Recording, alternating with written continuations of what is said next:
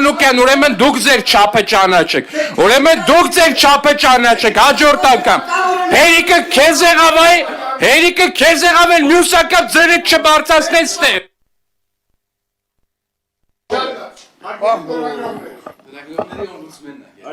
Լրագրողների չէ, ընդդիմադիր լրագրողների, ում որ ծառայում են նայել կներեք արտահայտությանս համար պաստուպի տալու։